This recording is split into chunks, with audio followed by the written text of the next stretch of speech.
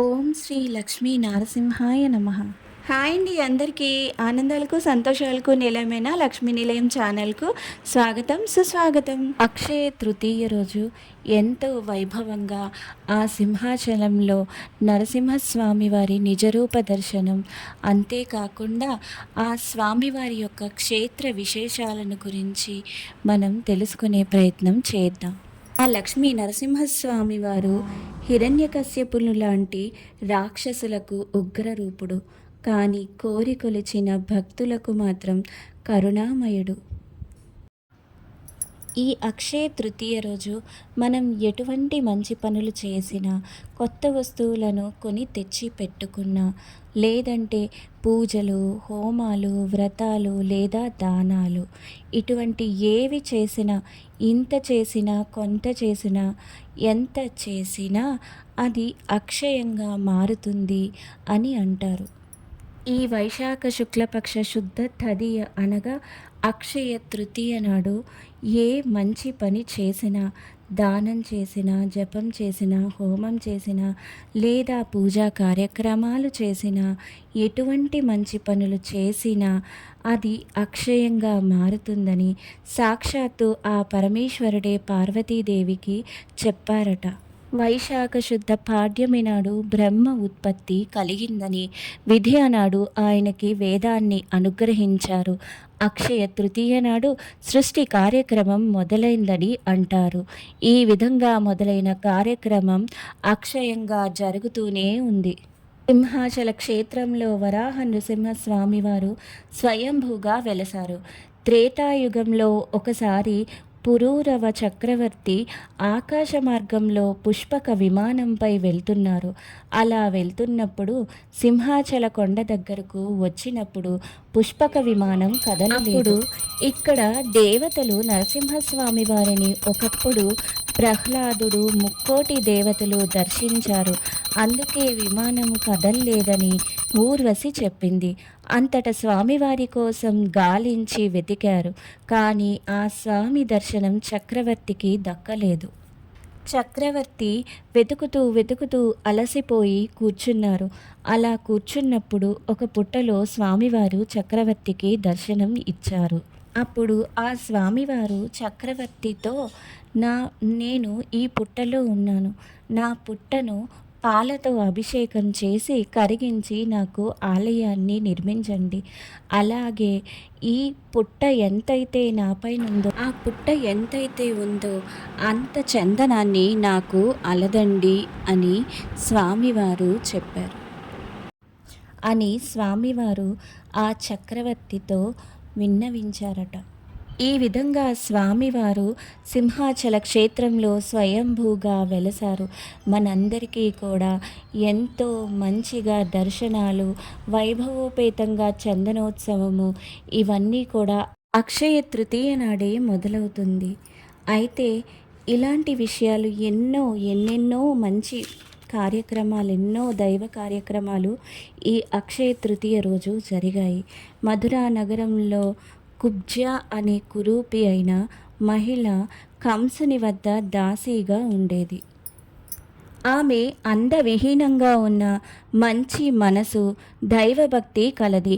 ఆమె కంసునికి చందన సుగంధ లేపనాలను తయారు చేసి ఇచ్చేదట.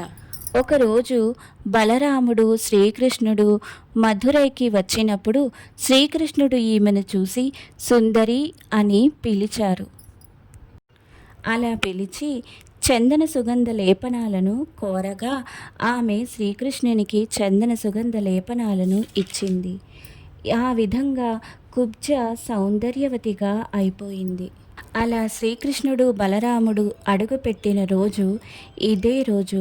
అక్షయ తృతీయ నాడు మహత్కార్యాలు ఎన్నో జరిగాయి.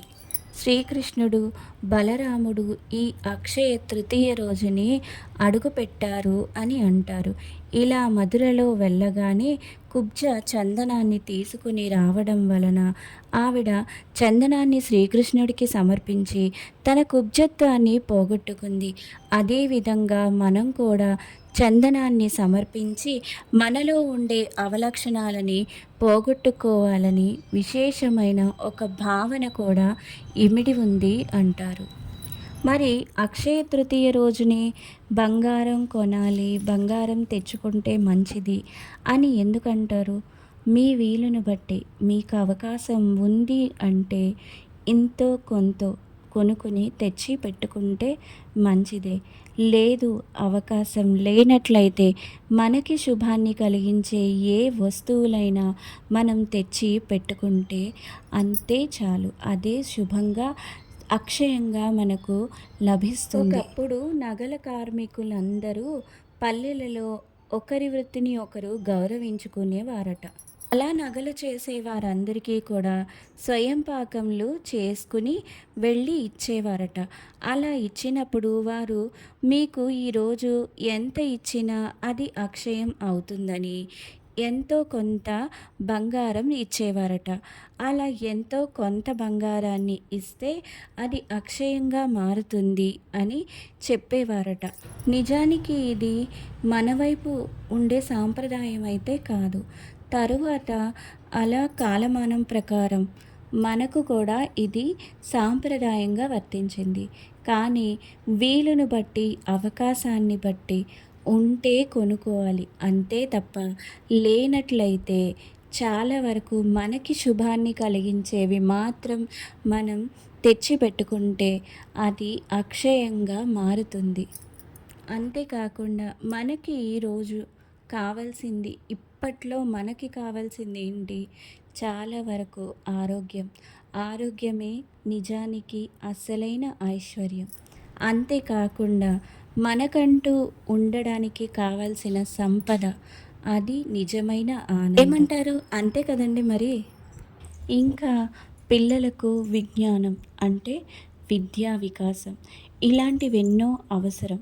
కాబట్టి ఈ రోజున పుస్తకాలు, పెన్నులు అలాంటివి కూడా కొని తెచ్చుకుంటే చాలా చాలా మంచిది. అంతేకాకుండా ఆరోగ్యానికి సంబంధించిన వస్తువులు ఏవైతే ఉంటాయో అవి కూడా తెచ్చి పెట్టుకోవడం శుభంగా మనకు అక్షయంగా మారుతుంది అని అంటారు. నిజానికి గొప్ప గొప్ప వారెందరో, ఎన్నో సాధించిన వారెందరో ఉన్నారు. వారందరూ కూడా జీవితంలో గొప్పవారమై సమాజానికి మేలు చేసి గొప్ప వృత్తిలో ఉన్నతంగా ఉండాలని, అలా ఉన్నవారు ఎందరో వారి వృత్తిలో వారు సాధించే విజయాలే వారికి గొప్ప సంపదలుగా వారు భావిస్తారు. ఆ విధంగా ఎదగడమే వారికి గొప్ప ఆస్తి.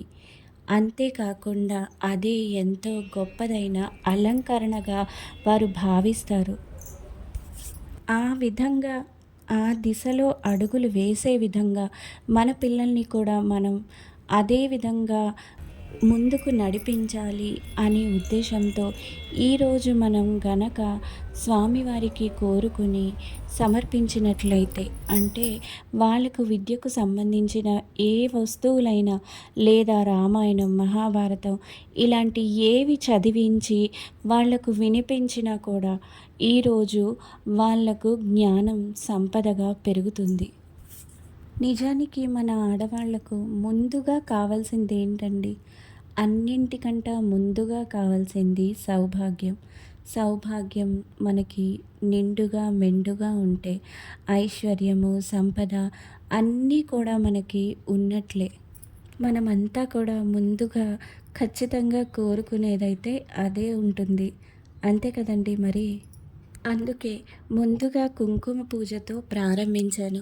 అమ్మవారికి గోరంత కుంకుమ సమర్పించి ఆ అమ్మను వేడుకుంటే కొండంత సౌభాగ్యం మనకి ప్రసాదిస్తుంది అంటారు.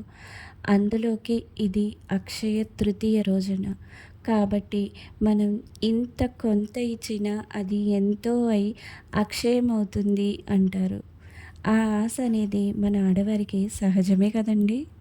మన సనాతన సాంప్రదాయ ధర్మం ఎంత గొప్పదో కదండి. ఒక్కొక్క పుణ్యక్షేత్రానికి ఒక పురాణ కథనం, మహా అద్భుతమైన కథనాలు, అంతేకాకుండా ఎన్నో గొప్ప విశేషమైన మహత్ కార్యాలు ప్రతి ఒక్కటి కూడా ఉంటాయి. అలాగే మనం జరుపుకునే ప్రతి పండుగ వెనకాల ఒక మహద్భాగ్యమైన కథనం ఉంటుంది. మనం ఇప్పుడే చెప్పుకున్న కథనం ప్రకారం బాహ్య సౌందర్యం కన్నా అంతః సౌందర్యం ఎంతో గొప్పది కదండీ! రూపం కాదు, గుణమే ముఖ్యం. నిజమైన విముక్తి అంటే బాహ్య మాయను విడిచి ఆత్మలో నిలబడి దైవాన్ని తెలుసుకోవడం. బాహ్య రూపం కాదు, మనలోని ఆత్మ, ధర్మభక్తి మాత్రమే శాశ్వతమని పురాణాలు చెబుతున్నాయి. ఇంకా ఇదండి ఇవాల్టి వీడియో. మళ్ళీ మరో మంచి వీడియోలో